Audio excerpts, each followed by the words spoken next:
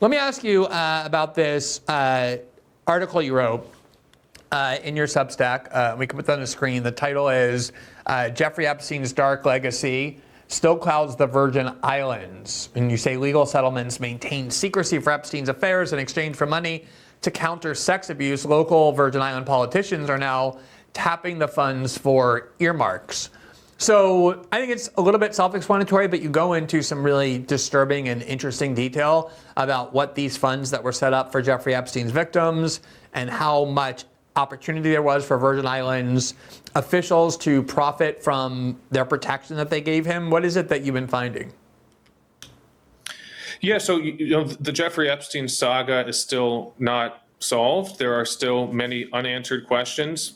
Earlier this year in February, the Trump administration promised to release unredacted files. The FBI, when they raided Jeffrey Epstein's homes in 2018, they collected CD-ROMs, other recordings, binders, all these files that remain unreleased to this day.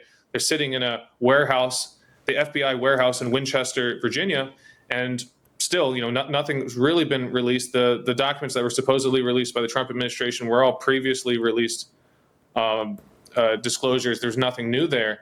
But, my story takes a look at the other side of this, that where the national media has not really paid attention.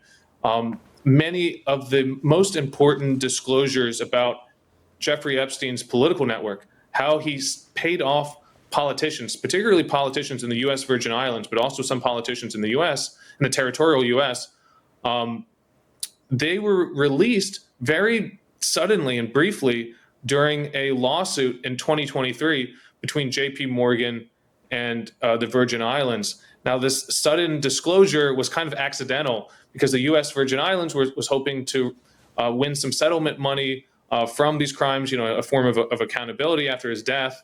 And they really did not expect it, but J.P. Morgan hit back hard and they countersued and alleged that the island officials were far more complicit in Jeffrey Epstein's criminal operations. And from those disclosures, we got hundreds of emails, depositions, and other documents showing how Jeffrey Epstein kind of methodically paid off local politicians, customs agents, various governors and law enforcement agents to receive exemptions from the sex offender list in the Virgin Islands to travel back and forth as he was bringing young girls, ages between 12 and 15 to his island.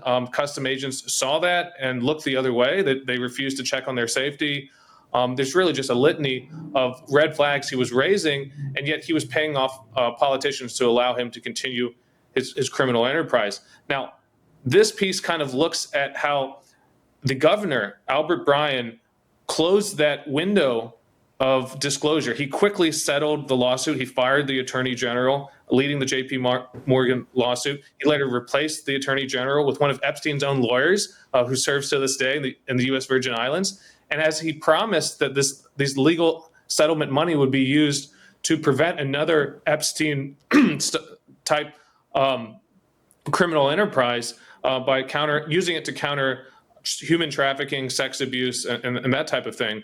Instead, it's being used as a piggy bank, and legislators there don't know exactly how the money's being spent. But for what we do know, it's going to backdated government wages. It's going to vendor payments. It's going to a series of earmarks, refurbishing various buildings in the Virgin Islands.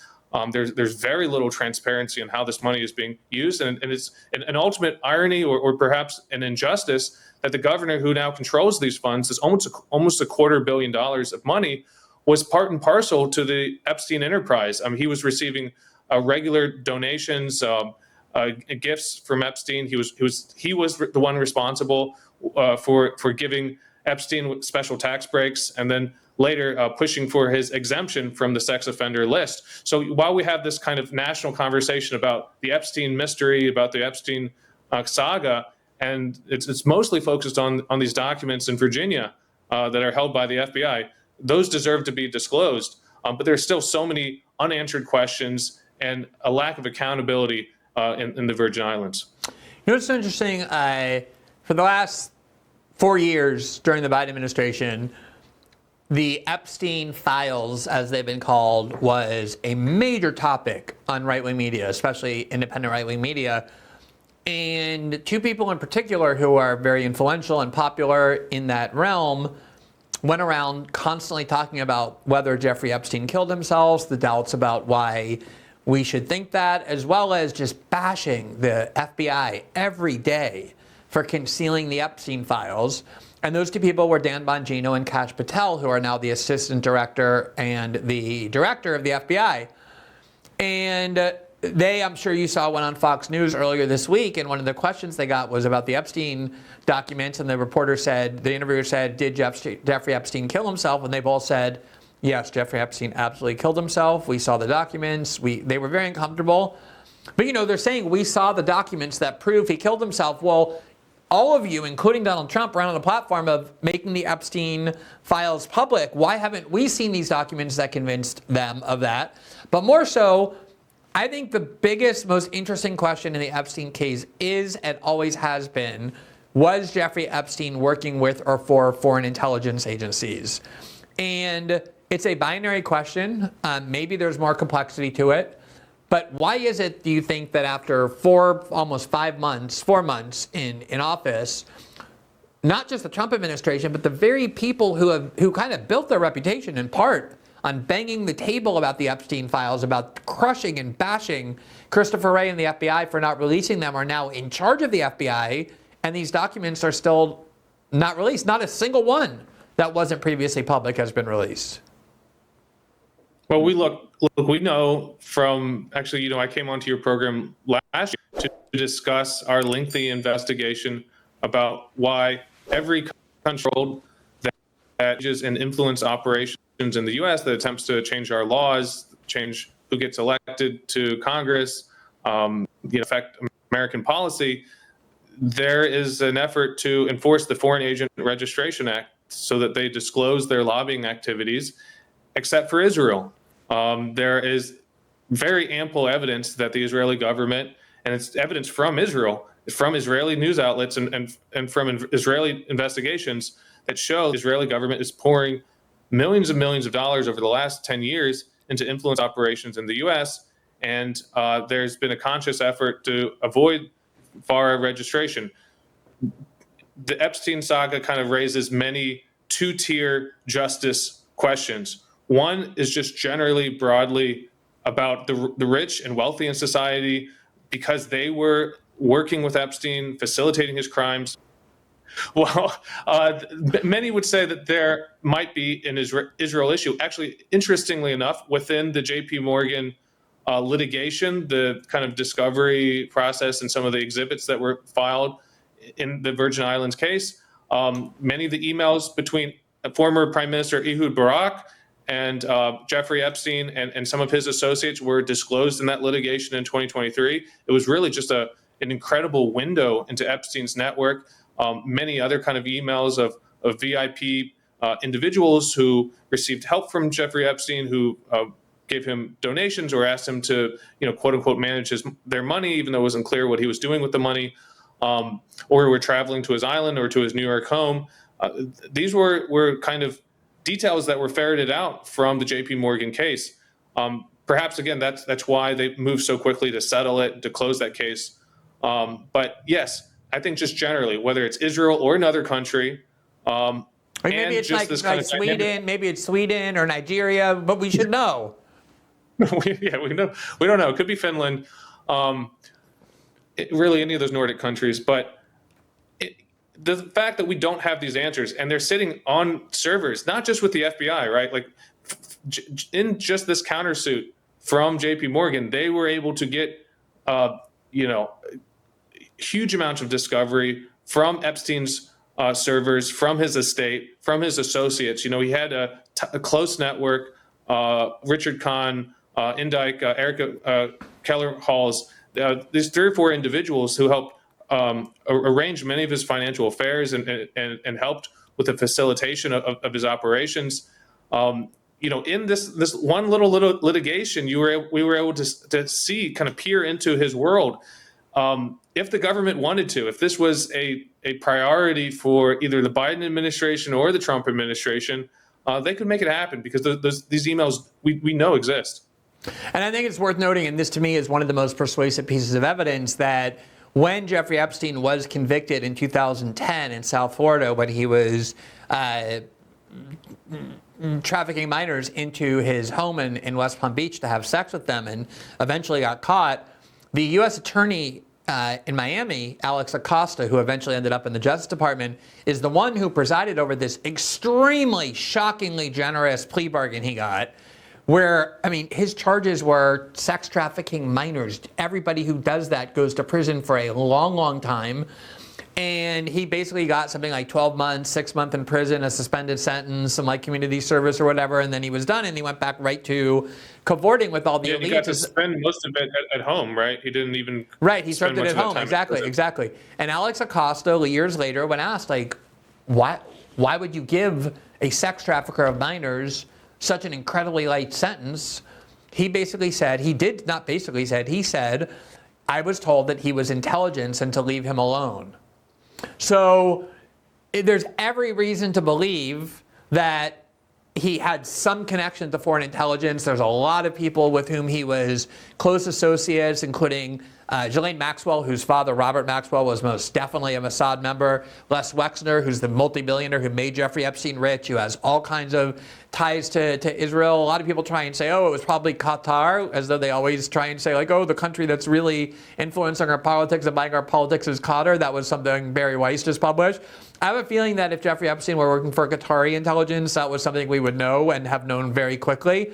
And the fact that you have two, very hawkish people on the Epstein question, Kash Patel and Dan Bongino, who have been running around for years demanding full disclosure, outraged that it's not coming, and now they're the ones running the FBI, and yet there's still not a single document, not one, released that hadn't already been seen. They did that ridiculous, humiliating debacle where they called those right-wing influencers libs of TikTok and others to the White House, and they gave them binders that said Epstein files, phase 1, and they were all waving around that binder, and it turned out every single document in that binder had been already publicly disclosed long ago.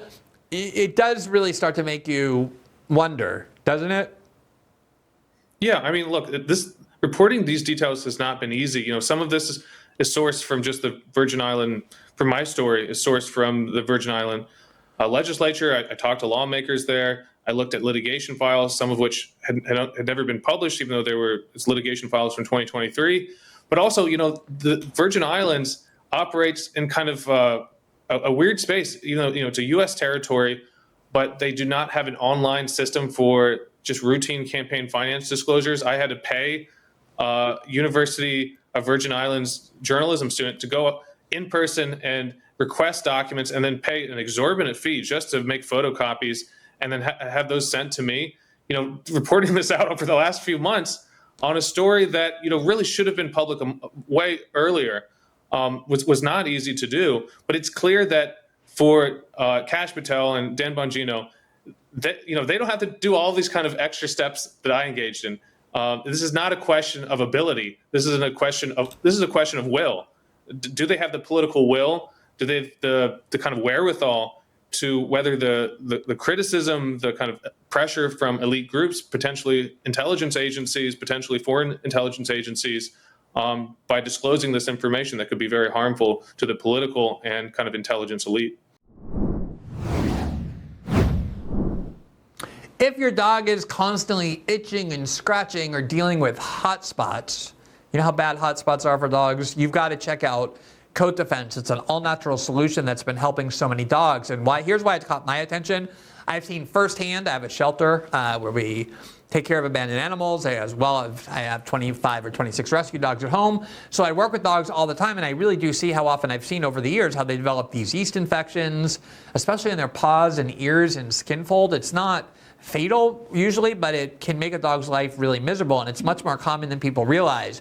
But the usual treatments, things like steroids and antibiotics and Apoquel and Cytopoint, they might cover up the symptoms for a while, but they don't really fix the root cause, and in some cases they actually make things worse over time. Coat Defense is different.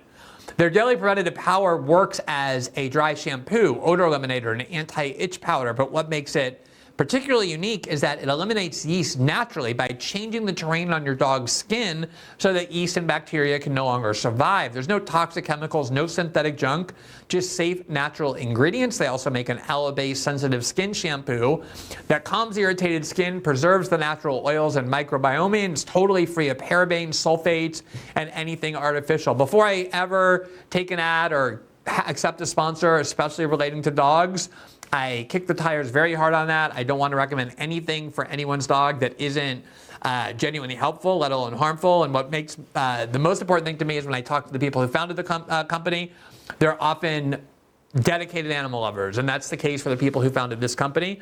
And I've been really surprised reading the testimonials and seeing their products firsthand. I've heard from so many people that this is the only thing that's worked after years of frustration with dogs finally itch-free and healthy again, and that's why I'm so happy to partner with Coat Defense. So if your dog has been struggling and nothing else has helped, go to coatdefense.com and use code Glenn for 15% off your first order. That's coatdefense.com, code Glenn.